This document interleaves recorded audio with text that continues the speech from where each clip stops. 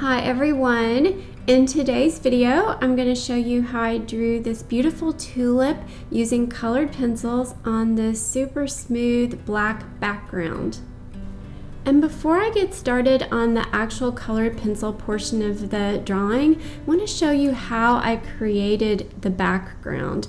So I pulled the reference image up into Photoshop, and then I came in and used this select tool to select the flower, and I just deleted that from the image, and I was left with this beautiful background. And I just simply saved that and printed it out onto my Canon ProGraph 2600 printer. And I know that not everybody is going to have one of these printers, but I just for transparency wanted to show you how I created this. If you do have a professional printer, this is an amazing technique. I'm able to print on the Rising Museum mount board drawing paper that I typically work on, and so it just works great. If you don't have a printer set up like this, my recommendation to you would be to create the image you want in Photoshop and save that onto a thumb drive. Take it along with the paper that you like to draw on to a local printer and have them print it out for you. And the benefits of working this way is it saves me so much time from having to fill in all of this background with colored pencils, and I get this perfect smooth background. Really looks like it's been airbrushed. And another benefit is that I'm able to work on the Rising Museum mount board white. I don't like drawing on toned paper typically, especially black paper, because I don't feel like I could get the brightness of the whites and the color saturation that I'm typically looking for. So this is a perfect solution for me. And here is what that looks like. And then I can trim the sides as needed, and I am ready to start drawing my flower. So if you want to learn more about that technique, I created a tip video over on Patreon where I show you the exact process I used in Photoshop and also the settings and everything that I used for my printer. So you can find that on Patreon. I'll put a link in the description for this video. But moving on to drawing the actual flower. So as you can see, now I'm ready to go ahead and fill everything in. Like I said earlier, I was drawing on Legion Rising Museum mount board 2-ply, and I was using a combination of pencils. I used Prismacolor, Polychromos, I used 2 Luminance pencils, Caran d'Ache Luminance, and I used 1 Derwent drawing pencil. That was the Derwent Drawing Wheat pencil. You'll also see me use some Copic markers in this drawing. I used 000 and 1 warm gray, as well as a creamy ivory color called macadamia nut. And I use those markers to blend the colored pencil, so the solution in the markers actually will dissolve the binders that hold the pigments together within the pencils, and it creates this really nice smooth look. So the markers act like a solvent, which I will also be using. But the other thing that the markers do is they will also lightly tint the paper at the same time. So I get 2 values from the markers. It's going to dissolve the pencil pigment, and then they're also going to give a little bit of an extra hint of color in there. So I really like to use those to blend, especially in drawings like this where I'm drawing white petals or really light creamy petals. They work super well there.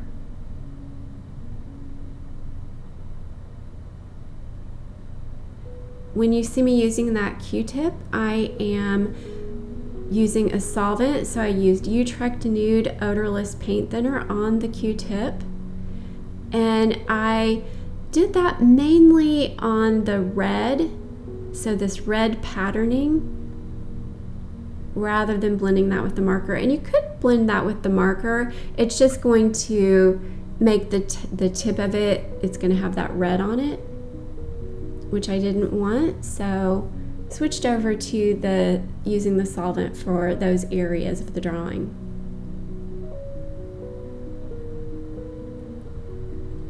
I was using a couple different beiges from Prismacolor. I used Putty Beige, which is a really nice neutral sort of grayish beige, and I use that a lot to draw around the edges of the petals and also to start to block in the shadow areas. And then I also used a Peach Beige from Prismacolor, which is a lot warmer and warmed the drawing up. There was a wheat pencil from Derwent Drawing that I mentioned earlier, and I used a lot of that pencil in this drawing as well. There's that Putty Beige. You can see me, like I said, just getting started blocking in where I wanted the shadows to go. I'm always looking at a reference image as I draw, and typically my head is just looking back and forth like I'm watching a tennis match. I'm looking at the drawing and I'm looking at the reference and really just trying to draw what I see, trying to place all of these contour lines, where I can see them in the reference image.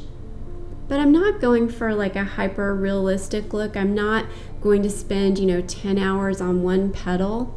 I do tend to move through more quickly than that. When I was first starting out as a beginner, I spent a lot more time trying to make sure I got each line exactly where it needed to be.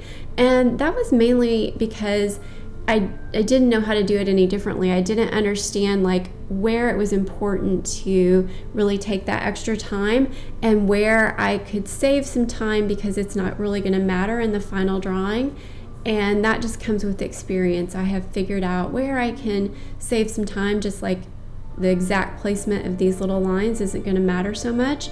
But what does matter is the curve of those lines, because that's what's going to give shape to these petals.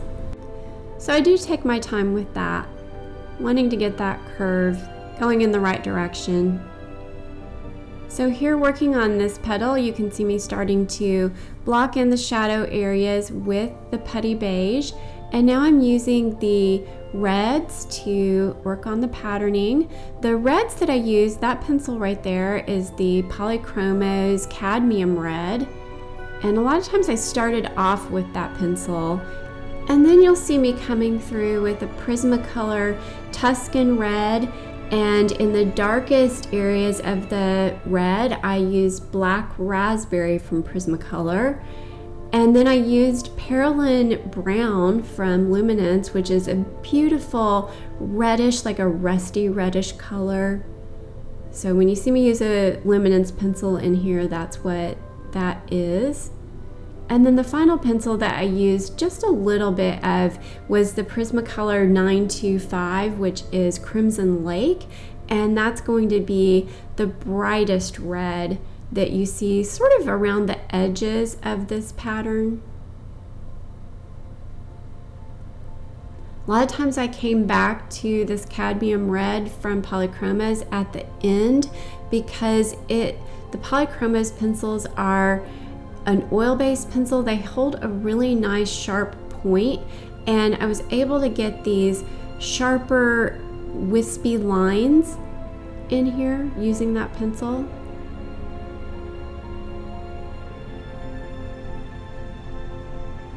And then I just repeat the process, working petal by petal.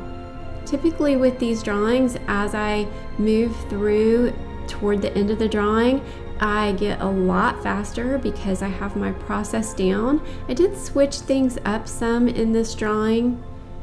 Typically, I work out a process and then I just stick with it throughout. But in this drawing, I did switch things up. I sometimes would start with the markers. In a couple places, I worked the beige in over the entire petal and then came over with the red.